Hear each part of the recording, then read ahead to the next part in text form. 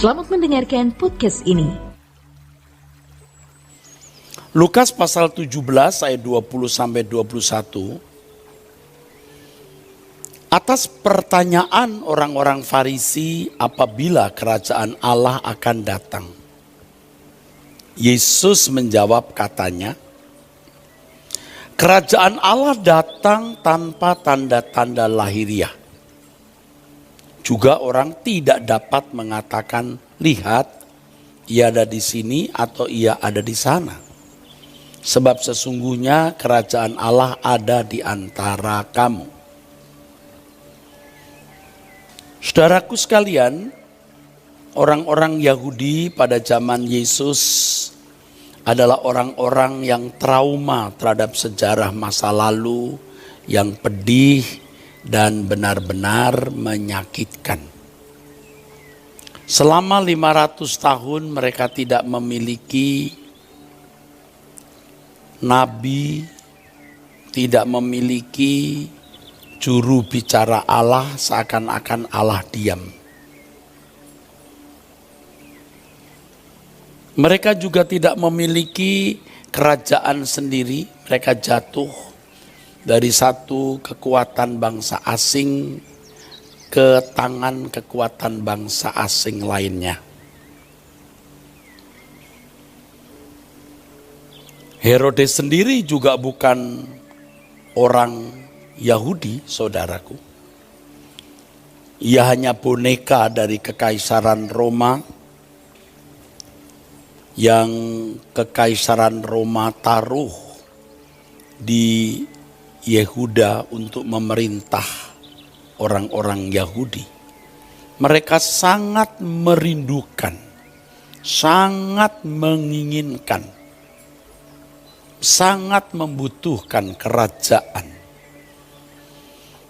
Jadi ketika mereka bertanya, apabila kerajaan Allah akan datang, tentu saja yang dimaksud dengan kerajaan Allah dalam konsep orang Yahudi adalah kerajaan Allah duniawi seperti yang pernah dimiliki bangsa Israel pada zaman raja-raja di Perjanjian Lama, khususnya Raja Saul, Daud, dan Salomo.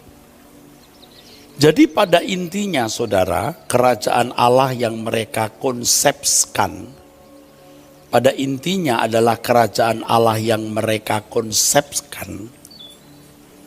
Kerajaan Allah yang orang-orang Yahudi konsepkan adalah suatu pemerintahan Allah di muka bumi ini, di mana mereka dapat memiliki kenyamanan, keamanan, dan kemakmuran. Bumi yang sudah terkutuk ini menjadi bumi yang tidak terkutuk oleh berkat Tuhan, oleh pemeliharaan Tuhan atas bangsa Israel. Jadi kerajaan Allah yang mereka konsepkan adalah suatu pemerintahan Allah di muka bumi ini, di mana mereka dapat memiliki kenyamanan, keamanan, dan kemakmuran di bumi ini. Pemerintahan Allah oleh berkat Tuhan, pemeliharaan dan perlindungan Tuhan, mereka dapat memiliki kenyamanan, keamanan, dan kemakmuran. Tidak salah toh. Tetapi harus ingat bahwa bumi sudah terkutuk dan tidak pernah kita membaca dalam Alkitab kutuk atas bumi ini diangkat. Memang kutuk atas manusia bisa diangkat oleh korban Yesus di kayu salib. Tetapi bumi yang sudah terkutuk ini tetap terhukum. Dan tentu saja tidak akan pernah memiliki kenyamanan, keamanan, dan kemakmuran yang ideal. Maksudnya saudaraku, ideal di sini adalah keadaan yang nyaman, aman, dan makmur dalam bingkai kesucian dan kekudusan Allah.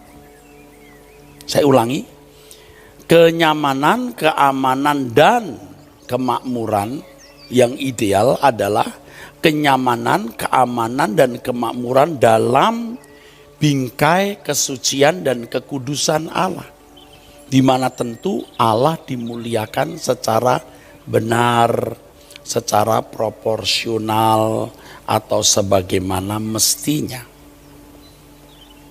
Dan ini tidak mungkin terwujud di atas bumi yang sudah terhukum, bumi yang sudah terkutuk ini, dan manusia yang belum dikembalikan ke rancangan Allah semula atau belum berkeadaan sesuai rancangan Allah semula. Dalam konsep duniawi, kenyamanan, keamanan, dan kemakmuran selalu diukur secara materi dalam jumlah dan kualitasnya, atau dalam kualitas dan kuantitasnya. Ya. Pada umumnya begitu konsep duniawi, kenyamanan, keamanan, dan kemakmuran selalu diukur secara materi dalam kuantitas dan kualitasnya. Adapun kenyamanan, keamanan, dan kemakmuran dalam konsep rohani tidak diukur oleh materi dalam jumlah atau kuantitas, dan tidak diukur pula dalam kualitasnya. Sehebat apapun kualitas barang atau materi itu, dalam hal ini pada umumnya setiap manusia tersesat, saudara. Pada umumnya kenyamanan, keamanan, dan kemakmuran diukur oleh materi dalam kuantitas dan kualitasnya. Pada umumnya begitu. Nah saudara, walaupun bangsa Israel adalah umat pilihan Allah, tapi mereka itu belum mengenal kebenaran. Sehingga kenyamanan, keamanan, dan kemakmuran mereka walaupun berasal dari Allah Yahweh tentu saja, tapi sekali lagi berhubung mereka belum mengenal kerajaan Allah yang benar, belum mengenal kebenaran, maka kenyamanan, keamanan, dan kemakmuran mereka tidak ideal. Pasti masih diukur dengan ukuran kuantitas dan kualitas materi. Makanya kalau bicara soal berkat di Perjanjian Lama pasti tanah yang berlimpah susu dan madu, ya, terbebas dari kekuasaan asing, panen raya yang sukses, jauh dari bencana pandemi, wabah penyakit, menang perang, ya saudara, itu kenyamanan, keamanan, dan kemakmuran dalam ukuran umat Perjanjian Lama. Walaupun tentu itu dari Allah, Tuhan Allah Yahweh yang memberi kemakmuran itu, kenyamanan atau keamanan tersebut. Tetapi masih pada ukuran kuantitas dan kualitas materi. Ini beda dengan umat Perjanjian Baru. Umat Perjanjian Baru dalam Roma 14 ayat 17, kerajaan Allah bukan soal makanan dan minuman, tapi kebenaran. Nah, kebenaran baru ada ketika Yesus datang. Akulah kebenaran. I am the truth. Baru ada di Perjanjian Baru kebenaran ini. Damai sejahtera dan sukacita oleh Roh Kudus yang juga belum ada di Perjanjian Lama. Jadi konyol dan benar-benar menyedihkan kalau orang Kristen kembali pada konsep kerajaan Allah di Perjanjian Lama itu. Walaupun berkat itu dari Allah, betul. Walaupun berkat itu, apakah itu kesehatan tubuh, sukses karir, dan segala berkat materi, tetapi kerajaan Allah itu bukan soal makanan dan minuman, tapi kebenaran, damai sejahtera, dan sukacita oleh Roh Kudus. Orang percaya memiliki kenyamanan, keamanan, dan kemakmuran kalau mengenal kebenaran. Kalau tidak terikat oleh percintaan dunia, memiliki damai sejahtera dan sukacita oleh Roh Kudus. Pokoknya aneh. Dunia tidak kenal ini. Maka Tuhan Yesus berkata di dalam Yohanes 14 bahwa damai sejahtera yang kuberikan kepadamu tidak seperti yang diberikan dunia ini. Ini dibawa oleh Tuhan Yesus karena ini damai sejahteraku. Emi dedumi humin, my own peace. Ini luar biasa. Tetapi disesatkan oleh pikiran yang salah, ajaran yang salah. Makanya setelah kita mendengar kebenaran Injil, seharusnya kita berpikir bahwa tidak ada kenyamanan, tidak ada keamanan dan kemakmuran yang sejati di bumi ini. Tidak ada. Tidak ada. Kalau saudara masih berpikir ada, Anda pasti berkhianat kepada Tuhan. Anda kembali ke zaman bangsa Israel.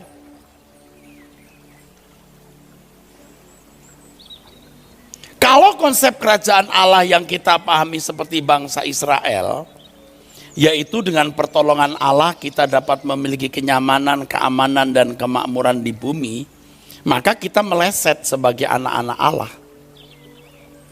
Yaitu iman seperti yang dimiliki bangsa Israel, mirip. Bangsa Israel itu imannya kepada Elohim Yahweh, bukan kepada Allah lain. Dan dibenarkan oleh Taurat. Mereka melakukan hukum. Tetapi kekristenan itu, saudaraku sekalian, imannya kepada Tuhan Yesus yang dibenarkan bukan karena melakukan hukum, tetapi karena melakukan apa yang diinginkan oleh Tuhan. Seperti Abraham, ingat, dibenarkan bukan karena perbuatan seperti bangsa Israel, karena memang Abraham belum mengenal hukum, tetapi apapun yang diperintahkan Tuhan, Abraham lakukan. Kita juga begitu, apapun yang Tuhan lakukan, kehendaki kita lakukan. Itu iman. Makanya iman itu bukan keyakinan pikiran semata. Iman itu kehidupan, iman itu perbuatan. Ada pesan yang disampaikan Tuhan kepada kita melalui tulisan Martin Luther. Ketika dia berkata bahwa surat Yakobus itu seperti jerami kering. Artinya perbuatan dianggap tidak sama sekali. Itu sebenarnya isyarat yang Tuhan berikan. Bahwa apa yang dilakukan Martin Luther belum selesai. Martin Luther membawa orang percaya kepada sola fide. Betul? Hanya oleh iman. Sola gratia hanya oleh anugerah. Sola scriptura hanya oleh firman. Tetapi kita harus meneruskan, menyempurnakan. Iman itu bukan sekedar keyakinan di dalam pikiran, Bapak Ibu Saudaraku. Iman itu kehidupan. Maka dikatakan di dalam surat Yakobus pasal 2, oleh perbuatan-perbuatannya imannya menjadi sempurna. Tanpa perbuatan-perbuatan imannya tidak bisa sempurna. Dan iman yang sempurna itulah yang Ibrani 12 ayat 1, 2 dan seterusnya sebagai perlombaan yang wajib. Jadi bagus ya Martin Luther bicara bahwa kitab Yakobus itu seperti jerami kering. Bagusnya bukan kita setuju tulisan itu, bagusnya kalimat Martin Luther itu, ucapan Martin Luther itu mengisyaratkan bahwa pekerjaan reformasi belum selesai. Jangan saudara berkata, orang yang takut mati itu orang yang lupa dosanya sudah diampuni. Oh, bukan hanya lupa dosa yang diampuni.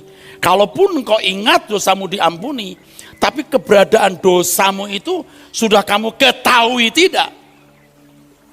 Oh, aku percaya mati masuk surga. Kenapa? Aku yakin dosaku telah diampuni. Kamu tahu nggak perbuatanmu setiap hari?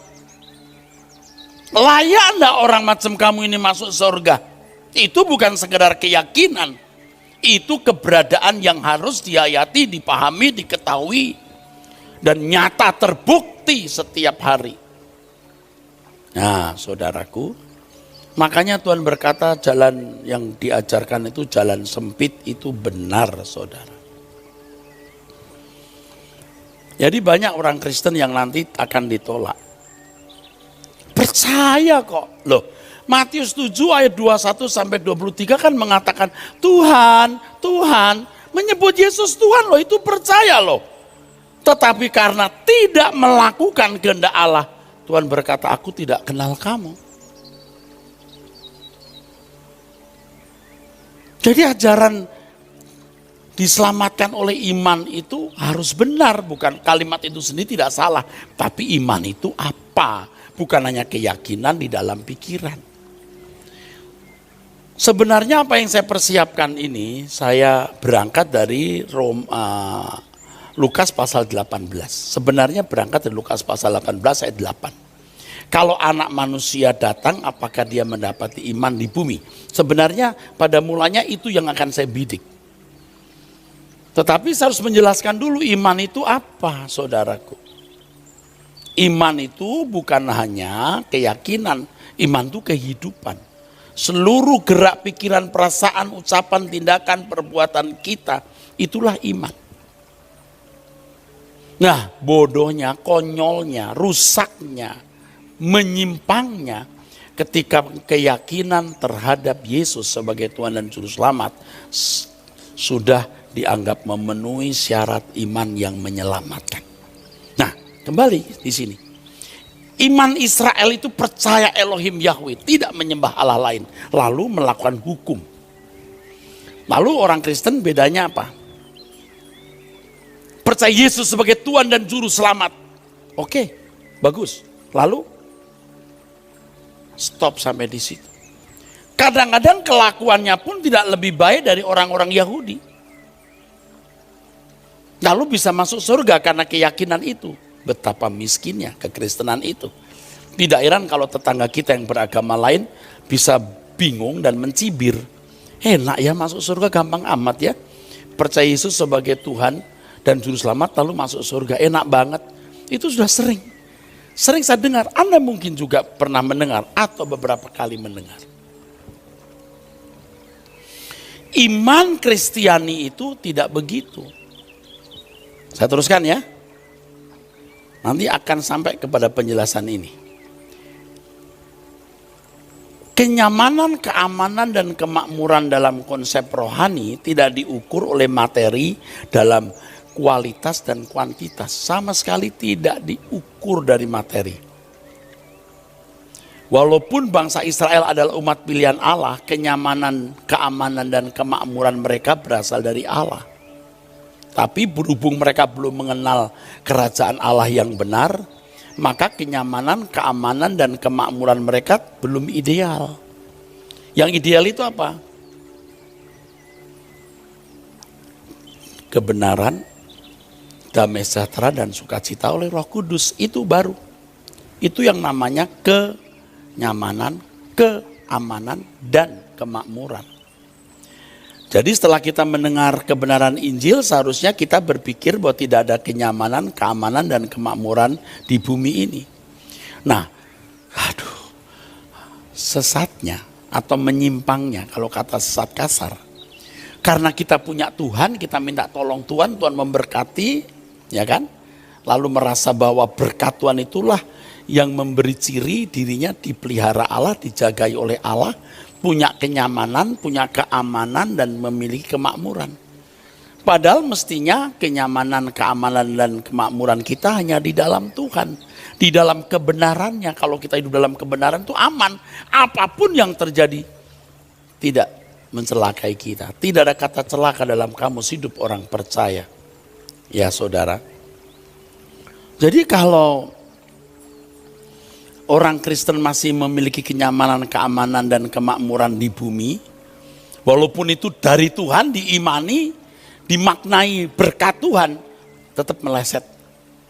Iman kepada Tuhan itu akan ditandai dengan kehidupan seperti Yesus. Karena kalau percaya Yesus bukan hanya mengakui dia sebagai Tuhan dan Juru Selamat, tapi mengikuti jejaknya. Lalu jejak Tuhan apa? Ya, serigala mempunyai liang, burung mempunyai sarang. Miskin. Apakah berarti lalu kita harus miskin seperti Yesus yang tidak punya apa-apa, oh ya harus lihat maknanya, harus lihat esensi dari pernyataan itu. Artinya, kalaupun kita memiliki banyak, memiliki apapun, semua itu untuk kepentingan kerajaan Allah. Bukan sebagai landasan sukacita dan kebahagiaan kita. Asal dan makan pakaian cukup. Ya saudara. Nah, pada dasarnya teologi kemakmuran yang diajarkan di banyak gereja dan telah meracuni orang Kristen di dunia ini, itu konsep kerajaan Allah seperti yang dipahami oleh orang-orang Yahudi pada zaman Yesus itu. Hanya bedanya mereka tidak menerima Yesus sebagai Tuhan dan Juru Selamat. Kita menerima Yesus sebagai Tuhan dan Juru Selamat. Itu hanya bedanya. Tapi ada konyolnya lagi. Kalau orang Israel bisa taat punya hukum, orang Kristen tidak jelas hukumnya apa. Katanya kasih. Tapi faktanya Anda menemukan banyak orang Kristen, apakah hidup dalam kasih? Padahal kasih itu artinya segala sesuatu yang dilakukan sesuai dengan pikiran dan perasaan Allah. Sebab walaupun kau memberikan seluruh hartamu, tanpa kasih sia-sia. Loh, kok bisa? Walaupun kamu memberikan tubuhmu untuk dibakar, tanpa kasih sia-sia. Loh, kok bisa? Bisa. Kalau kamu lakukan semua itu di luar komando Tuhan, tidak sesuai pikiran perasaan Allah, ya bukan kasih. Kasih itu semua tindakan yang selalu sesuai dengan pikiran dan perasaan Allah. Nah, inilah yang membuat banyak orang Kristen walaupun kelihatan rohani, rajin ke gereja, menjadi aktivis gereja, bahkan menjadi pendeta, tetap hidup dalam kewajaran anak dunia. Lalu yang tidak mengenal kebenaran seperti ini mengajarkan kemakmuran kepada jemaat. Allah itu heran dan besar, Allah memberkati. Siapa? Ya, Allah mana seperti Allahku. Udah mirip seperti bangsa Israel. Setelah ikut Tuhan Yesus, usaha saya dipulihkan. Oh, memang Allah luar biasa. Aduh, sedih saudara. Sampai bingung kita bagaimana menjelaskan kepada orang-orang yang tidak ngerti ini. Dan sebagian besar saudara juga tidak ngerti, saya kira.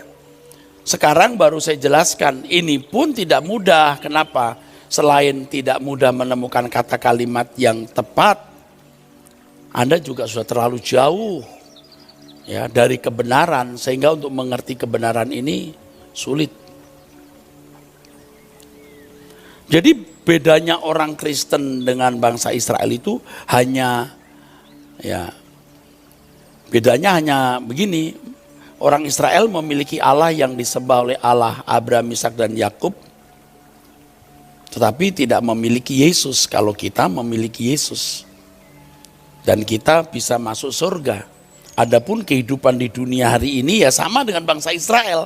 Dipelihara, dijaga, oh luar biasa, dilindungi, ada keamanan, kenyamanan, kemakmuran, mati masuk surga, enak toh. Padahal jadi Kristen itu bedanya saudaraku, kita ikut jejak Tuhan Yesus. Allahnya sama, Allah Abraham, Ishak dan Yakub, betul. Tetapi hidup kita tidak mengikuti ajaran Musa, ikuti hidup Yesus. Tentu Tuhan Yesus sudah ikuti ajaran Musa. Pasti embrionya itu dekalog itu jelas, kita harus sudah jadi orang baik dulu. Seringkali saya katakan bagaimana mau menjadi sempurna, baik saja tidak. Baik dulu, ikuti hukum Musa dulu, betul. Baru ikut jejak Tuhan Yesus. Pada akhirnya saudara tanpa sadar menyalibkan Yesus 2 kali. Oh, saya nggak menyangkal Tuhan Yesus. Kamu menyangkal ketika kamu tidak hidup seperti dia hidup. Kamu ikut siapa? Kamu ikut jejak siapa? Jejak dunia atau jejak Tuhan? Nah, orang-orang Kristen seperti ini walaupun baik, sangat bermoral dan kelihatan rohani, tidak pernah menjadi perawan suci di hadapan Allah. Tidak pernah menjadi seorang yang benar-benar setia kepada Kristus seperti kesetiaan Yesus kepada Allah Bapa. Yesus disebut saksi yang setia, membuktikan siapa Allah yang benar dan bagaimana Allah yang benar, Tuhan Yesus. Ini loh pribadi anak Allah yang menggambarkan kesucian Bapa. Lalu orang percaya menjadi utusan Tuhan Yesus. Seperti Bapa utus aku utus kamu. Dan kita harus juga memiliki kehidupan seperti kehidupan yang dimiliki oleh Tuhan Yesus. Saya ini termasuk orang yang nyaris terlambat, saudaraku. Nyaris tidak tertolong. Sekarang baru sadar. Dan terus berjuang untuk berubah. Yang kadang-kadang ada kekhawatiran saya tidak sampai pada maksimal ketika saya menutup mata. Maka saya katakan juga kepada Tuhan, aku takut Tuhan. Kalau aku sampai nanti meninggal belum memenuhi kuota yang harus kupenuhi. Beriku kesempatan Tuhan.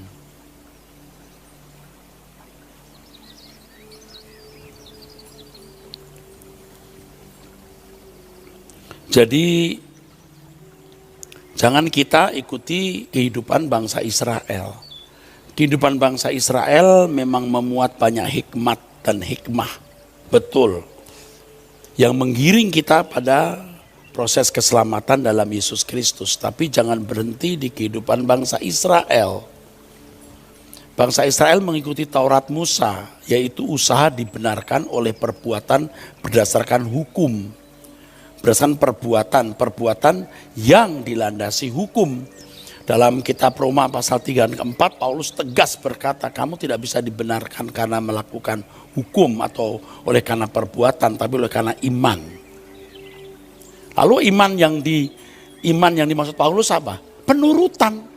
Mau tahu? Lihat hidupnya Paulus. Dia sudah tidak lagi hidup menurut Taurat. Menurut siapa? Menurut Tuhan Yesus. Hidupnya Tuhan Yesus yang dikenakan Paulus. Maka Paulus berkata, ikuti teladanku seperti aku ikut teladan Yesus. Jadi kalau hidupmu tidak seperti Paulus, kamu belum beriman. Hidup Paulus itu contoh orang beriman. Dan Paulus mencontoh Tuhan Yesus. Makanya kalau kita baca tulisan Paulus, itu peta kehidupan orang percaya yang benar. Loh, kok bisa loh hari ini orang berkata, kita diselamatkan oleh karena iman, lalu selamat. Kehidupanmu bukan kehidupan orang beriman. Kalau mau kehidupan orang beriman, lihatlah Paulus. Dia mengatakan kita dibenarkan bukan karena perbuatan, tapi karena iman. Yang mana itu iman? Yang bagaimana itu beriman? Lihat hidupnya Paulus.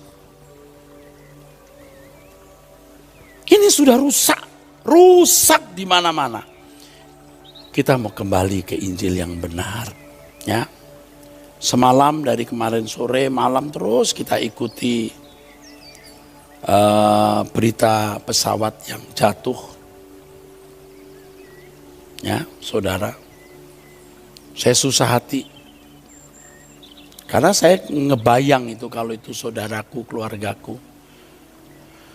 Tadi sebenarnya saya mau mengucapkan satu hal, tapi belum sempat. Saya mau sarankan supaya puji-pujiannya tidak ada praise-nya, tapi ya udah terlanjur latihannya pakai praise. Saya mau penyembahan saja, karena situasi berduka seperti hari ini, rasanya mau nyanyi juga udah berat kita.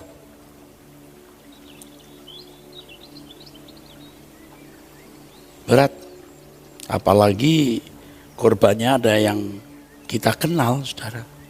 Jadi kita itu susah, aduh. Karena saya sering naik pesawat terbang dan sudah beberapa kali mengalami turbulence. Bahkan dari ketinggian pernah jatuh, begitu terbang lagi, sudah naik lagi. Jadi ngerti itu perasaan turbulence itu gimana. Memahami kekristenan seperti bangsa Israel, itu hidup saudara pasti masih wajar seperti orang beragama lain. Bukan sebagai pengikut Kristus.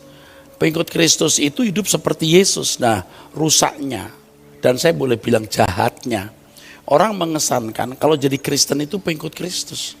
Itu racun itu. Itu racun. Oh, saya udah ikut Kristus kok. Saya Kristen loh, pakai kalung salib, saya ke gereja. Saya aktif. Oh, saya ini aktivis majelis. Oh, saya ini pendeta.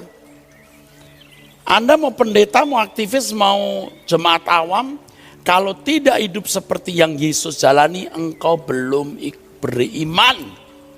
Belum beriman.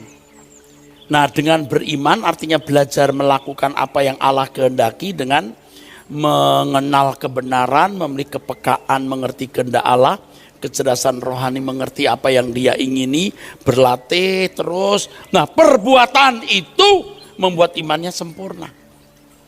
Dan itu tidak mudah. Kalau hanya belajar hukum 3 bulan selesai, semua hukum kita pelajari.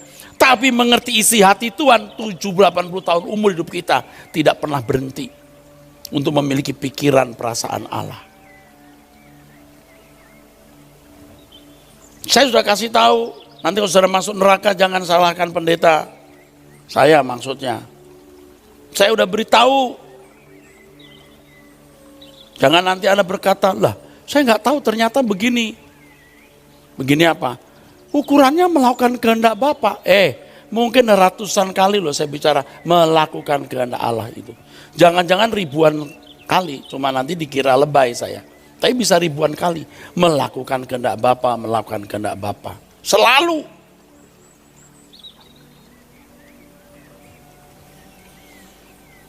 Makanya kan saya mengajarkan satu lagu itu, lebih dari segalanya. Lebih dari segalanya, dalam segala perkara, selalu melakukan kehendak Bapa. Ya kan? Dari waktu ke waktu, dimanapun ku berada. Selalu melakukan, selalu menyenangkan hatimu Bapa. Itu kan. Jadi kalau kita tidak makin seperti Yesus itu berarti tidak beriman dengan benar. Aduh kasihan kalau saudara tuh gak mau ngerti. Kasihan kalau Anda gak mau ngerti. Terutama saudara yang hari ini hidupnya nyaman. Oh saya diberkati Tuhan kok. Kalau bukan karena Tuhan gak seperti ini. Oh iya. Tolong dah lihat tetangga yang bukan Kristen lebih kaya dari Anda bisa nggak? Jauh dari kaya? Bisa. Kenapa? Atau sama kayanya? Dari mana itu berkatnya? Aduh, tolong deh. Ya, jadi jangan kita ini kulitnya itu Kristen, dalamnya Yahudi. Kulitnya Kristen, dalamnya perjanjian lama. Makanya sedih kalau saya lihat orang sibuk dengan doa Yabes. Kenapa nggak doa Bapak kami? Aduh, nggak ngerti saya. Ribut soal persembahan perpuluhan. Kenapa nggak sibuk dengan segenap hati, segenap hidupmu kamu serahkan? Lah seluruh hartamu kamu berikan saja tanpa kasih sia-sia, apalagi cuma 10%. Aduh, saudara. Tapi jangan berkata, wow Pak Eras yang ngajarin perpuluhan ya kita nggak usah beri apa-apa. Ya terserah sih itu. Segenap hidupmu milik Tuhan, kau harus punya kepekaan dari Tuhan bagaimana mengelola milik Tuhan itu. Kalau saudara berkata, ya ini semua aku cari dengan susah payahku, ya silahkan. Nanti begitu mati Tuhan akan berkata, kamu miliki dirimu sendiri. Udah jangan masuk di dalam keluarga kerajaan Allah. Miliki dirimu.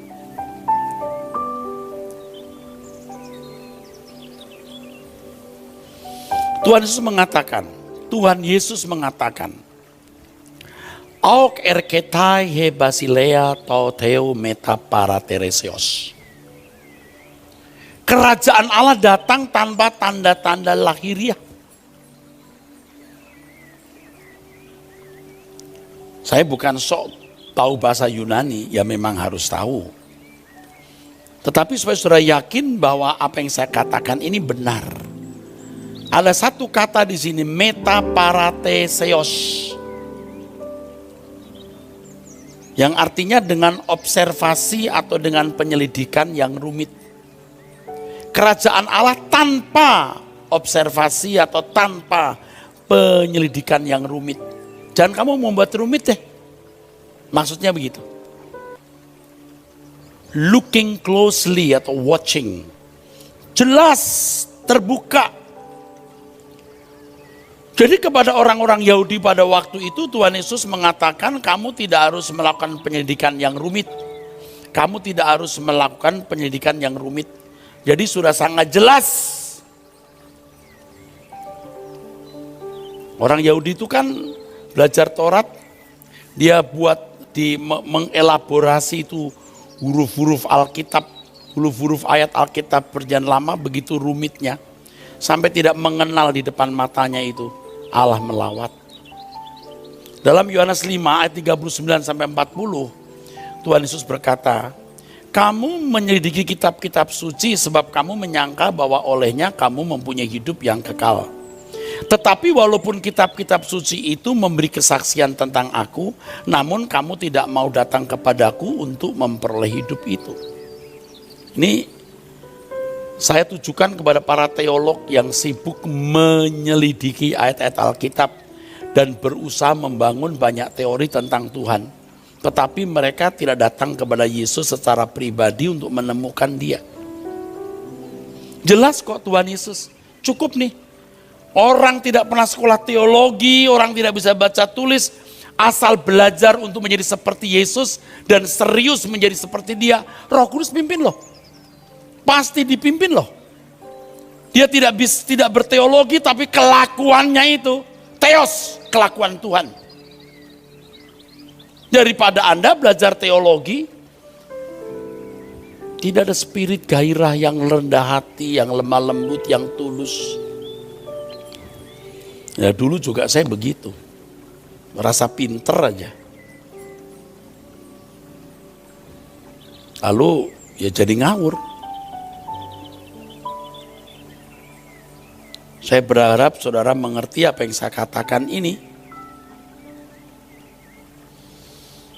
Jangan sampai kita, khususnya para teolog, menyelidiki ayat-ayat Alkitab dan berusaha membangun banyak teori tentang Tuhan, teologi ya, tapi tidak datang kepada Yesus secara pribadi untuk menemukan Dia. Ini contohnya nih.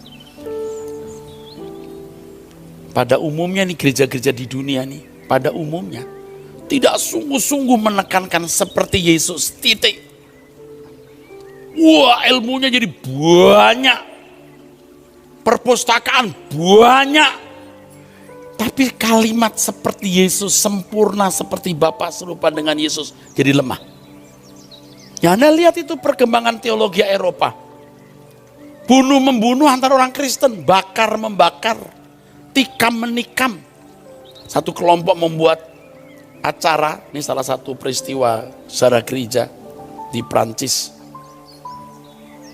Lalu kelompok kontra reformasi membunuh kelompok reformasi. Waduh, sudah jahatnya enggak kira-kira saudara. Ini kelompok yang satu membakar kelompok yang lain, menyembelih hidup-hidup. Hanya demi doktrin. Saya bukan anti doktrin, saya membangun sekolah tinggi teologi loh. Dan hidup saya itu 1/4 abad lebih habis di sekolah tinggi teologi. Bukan anti teologi, bukan anti sekolah tinggi teologi. Jelas ini. Kerajaan Allah itu jelas. Sangat jelas. Looking closely. Tidak perlu diobservasi. Tuhan ini bicara kepada orang Yahudi, jangan diartikan mentah. Lalu Anda jangan berkata, wah kita tidak usah belajar teologi lagi. Oh bukan itu maksudnya. Ya, yang penting itu kehidupan Yesus. Rata-rata nih gereja hari ini berkat Tuhan, ya, memelihara, melindungi, tapi percaya Yesus. Jadi enak banget orang Kristen nih di dunia dijaga, dilindungi, diberkati, makmur, mati masuk surga. Betapa ngawurnya. Kristen tuh susah loh. Tuhan berkata jalan sempit loh, sedikit orang yang masuk. Kenapa? Karena harus seperti Yesus. Jadi kita melihat satu pihak penganut teologi kemakmuran yang biasanya kurang menggali Alkitab dengan benar. Kurang berteologi secara memadai, terjebak dalam pikiran duniawinya. Kelompok lain yaitu mereka yang berteologi dengan tekun, melalui saluran pendidikan formal berteologi, berusaha memiliki pengetahuan tentang Tuhan, tapi juga tidak mengalami Tuhan dan hidupnya wajar juga. Ya.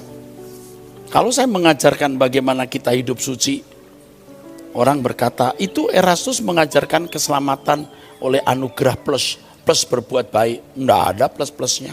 You pelajari dulu apa itu keselamatan. Perbuatan baik yang bagaimana? Apa itu kerajaan surga? Dibedah dong.